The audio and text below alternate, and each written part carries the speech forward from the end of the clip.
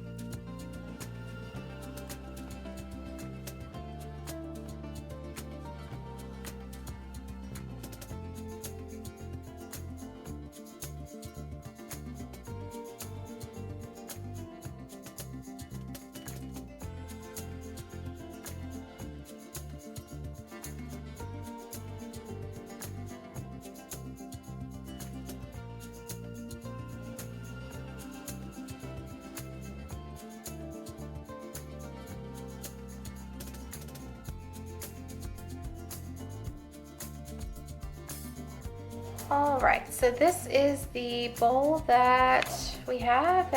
It's just a big glass Pyrex bowl. I'm not sure how many cups of pulp this is gonna create, but we are gonna mash it up, get the seeds and the skins apart from the persimmon pulp, and see what we have from there. This is all the waste that we have, which are the blossom ends, and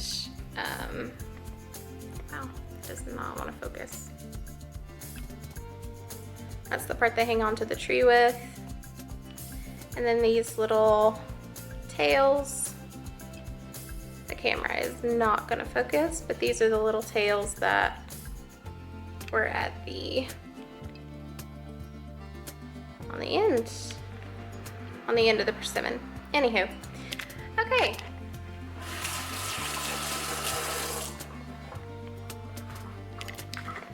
Now what I'm going to do is take the persimmons and mash them through here and extract all the pulp, and hopefully I'll just be left with skins and seeds in here. I don't have a food mill, so this is just gonna have to work.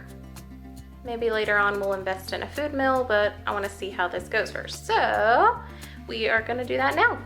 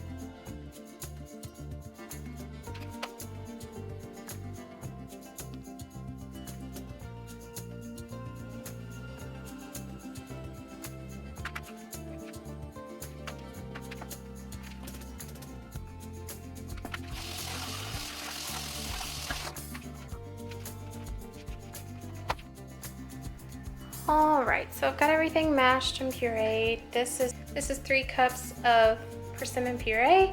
I went ahead and added the spices, which include ground ginger, cinnamon, nutmeg, and ground cloves. There's also a half a cup of lemon juice and 1 cup of water.